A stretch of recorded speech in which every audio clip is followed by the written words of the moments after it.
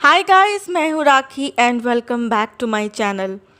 तो अभी तक आप लोगों ने मूवी चमन बहार तो देख ही ली होगी और इस वीडियो में मैं एंडिंग और स्टोरी दोनों डिस्कस करूँगी, तो इसमें स्पॉयलर्स भी होंगे।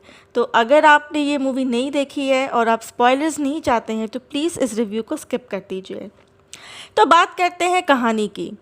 कहानी छत्तीसगढ़ के एक छोटे से टाउन लोरमी की है, जहाँ पे बिल्लू के पिता फॉरेस्ट डिपार्टमेंट में चौकीदारी का काम करते हैं।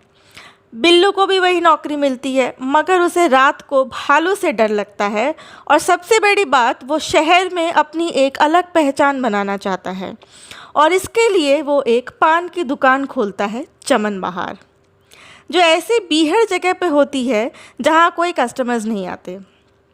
और फिर एक दिन दुकान के जस्ट टॉप एक फैमिली रहने आती है, जिनकी एक टीनेजर बेटी है रिंकू, जो काफ़ी सुंदर है। सारे शहर में ये खबर फैल जाती है कि क्या दिखती है, इंग्लिश बोलती है, हाफ पैंट पहनती है, गाड़ी क्या चलाती है इत्यादि। लोग उसे देखने के लिए जमा होने लगते हैं और बिल्लू की दुकान भी चल पड़ती है। पर बिल्लू खुद रिंकू के प्यार में पड़ जाता है और बड़ी ही चालाकी से वो अपने सारे जितने भी लोग जो रिंकू के पीछे पड़े हैं, एक एक करके उनको रास्ते से हटाता है। मगर तब तक रिंकू की फैमिली अपने एक फैमिली फ्रेंड जो पुलिस ऑफिसर हैं से शिकायत कर चुकी होती है कि रिंकू को सारे लोग तंग कर रहे हैं। सबकी पिटाई के साथ बिल्लू की भी पिटाई होती है और बदला लेने के लिए बिल्लू पूरे शहर और नोटों पे लिख देता है कि रिंकू ननोरिया बेवफा है। फाइनली वो अरेस्ट भी हो जाता है।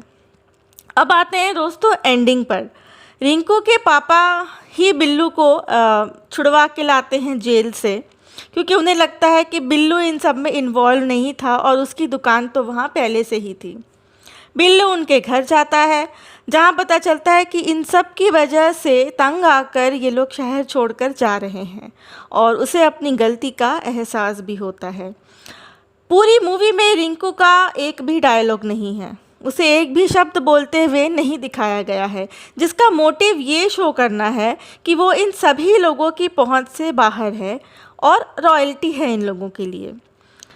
उसने कभी किसी को इंक्लूडिंग बिल्लू ऐसा कोई सिग्नल नहीं दिया कि वो किसी में इंटरेस्टेड है, पर लोग खुद ही उसके प्यार के सपने बुनते हैं और उसे बदनाम भी करते हैं।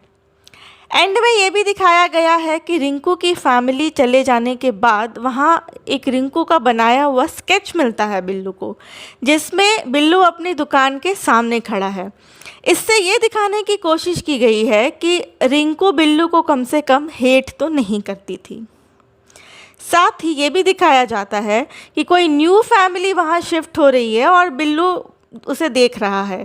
यानी कि यहाँ पे ओपन एंडिंग है कि बिल्लू को दोबारा प्यार होने का चांस है, और या फिर ये भी हो सकता है कि बिल्लू को अपने पुराने एक्सपीरियंस से कोई सीख मिल चुकी हो, पर यह यहाँ क्लियर दिखाया नहीं गया है। अब बात करते हैं मूवी के अच्छे और बुरे पॉइंट्स की। मूवी जब स्टार्ट होती है तो जिस तरह से क्रेडिट्स दिखाया जाते हैं वो काफ़ी यूनिक है। स्मॉल टाउन की छत्तीसगढ़ी बोली और फोक म्यूज़िक और गाने बहुत प्यारे और ऑथेंटिक लगते हैं।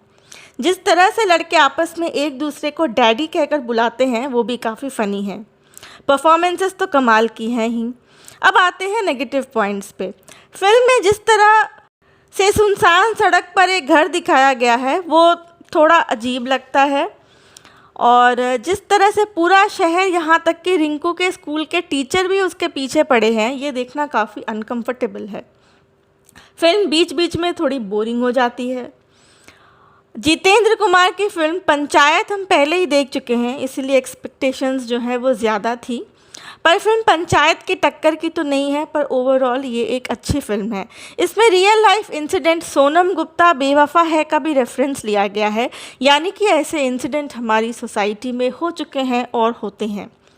तो ओवरऑल मेरा टेक ये है कि ये एक अच्छी मूवी है और इसे एक बार तो ज़रूर देखना चाहिए।